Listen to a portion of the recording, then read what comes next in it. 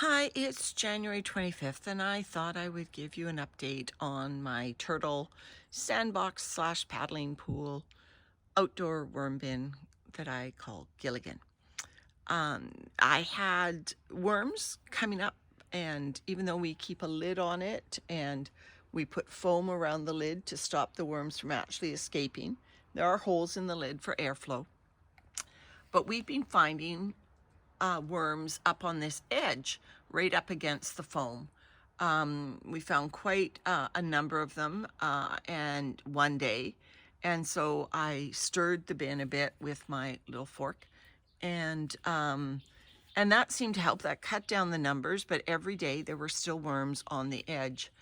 And I thought I'd overfed it because I've been giving Gilligan a lot of leftovers when I have, too much food to feed my other systems.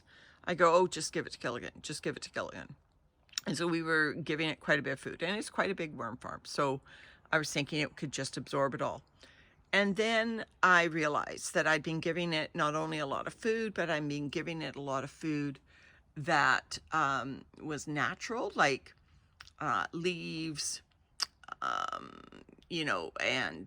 just wet leaves that I found on the patio here, and manure and, raw food like our entire 17-pound pumpkin without freezing it. And that food didn't contain grit.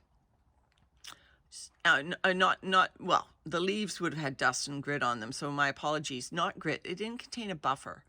So I wondered if that was the problem. So I came out and I gave about 3/4 of a cup of powdered eggshells, and we haven't had a worm climb up since. And you can see the dusting still from the eggshells that I gave, about 4 or 5 days ago.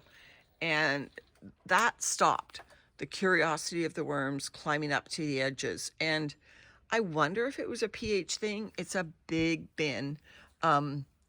So there wouldn't have been higher acidic conditions throughout, but maybe the few worms that were near the edges were trying to get relief by climbing up to the sides. So you see, we've got an old bird food, brown paper bag in there, and the worms are fine. In fact, my main issue with Gilligan is that it just keeps sinking down. If I give you kind of a profile, I build that up until it's like, 8, 10, 12, 15 inches high in the middle, and they just keep eating it down. We are, well, first of all, we're going to go away for about a week.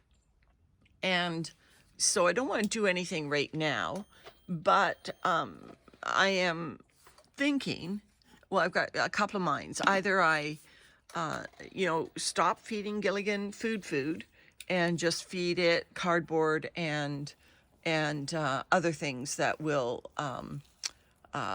just disappear quickly, and no more wet food. Or I empty Gilligan and maybe even start again. It's, the end of January. I could, get some more composting done, with another batch, put another batch of, bedding and start feeding again. Not sure. But what I do know is that now that this is pretty rich in castings. As you can see, there is still evidence of these coconut hanging basket liners. Coconut or hemp, not sure, probably some of both. There's still evidence of those, and there's an apple right there on the edge. I should puncture that. There we go. Puncture the apple and they get into it faster.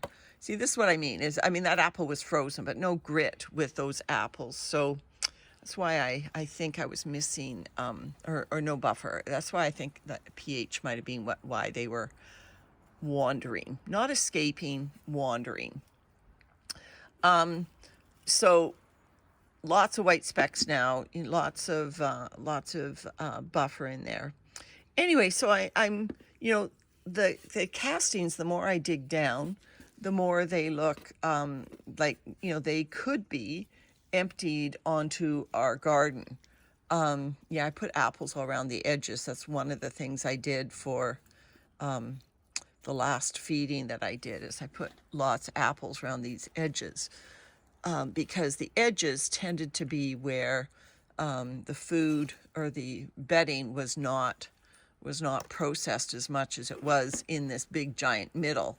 So I thought, oh, I'll put a ring of apples around the edges, and I didn't add any eggshell when I did that. So anyway, that problem's solved now. So I haven't stirred this up in quite a while. One thing that I think I will add, regardless of the decision I make to empty it or not, is I have some microgreens over there that I was growing inside, and they, you know, I'd cut them all, and I got a crop off them, and then I thought, oh, I'll wait until they grow again, I'll have another crop, and I forgot to water, and so they've all dried out. And so they're about a third castings in those little tiny 3-inch pots. I do think in this case that it will be a worthwhile endeavor. Maybe I'll just do one of them and show you what I have in mind. So yeah, so this is dead. Well, 99% dead. Dry, light. So not a lot of volume here in every container. In fact, it feels like the soil has, yeah, really compressed down. And dry, and this bin needs dry. So there's a lot of roots in here. That is, oh, some newspaper that's on the bottom. So I crumble this up.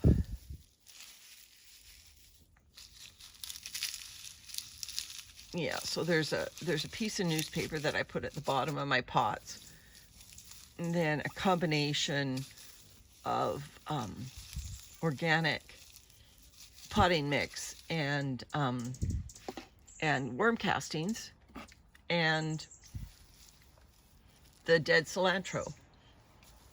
So I can bury that and get the worms eating the newspaper, and the little bit of dry soil will help dry this bin out. So before we go away, what I'm thinking, yeah, now that I look at it, I think what I might do is add a lot of bedding and some more buffer, just to make sure that there's no issues when I'm gone. Add a lot of bedding. I'm just talking about shredded cardboard. We've got lots of it, type of bedding. And I'll add the remaining of those plant pots that are sitting there, and then a ton of shredded cardboard, and do that before we go away, so I know the moisture's correct. If anything, I think it'll be too dry, at least too dry in the new stuff. You know, it's always going to be moist down here, but for the worms to get into the new stuff, it needs to be modestly wet. So I will stir it up a bit, and then we'll see. So yeah, worms throughout here, you know, really, I love seeing that they are just, you know, have this huge playground to work in. They just are everywhere. And yeah, we're on the far side of winter now, and they are doing just great in this paddling pool worm farm. So it was a great success, this experiment, to produce a lot of castings in a device, in a paddling pool, that otherwise would have just sat in the rafters in the garage, waiting our granddaughter coming back next summer. Actually, not even spring. I mean, we wouldn't probably fill this until June or July. So, you know, maybe a bit sooner than that. She really likes playing in it. But we don't fill it with sand, we fill it with water. So this is great. Good use of it. Anyway, I'll get on doing the rest of the pots. Thanks for stopping in and seeing this continued experiment with a paddling pool and checking in on it. All right, everyone, have a good day. Bye bye.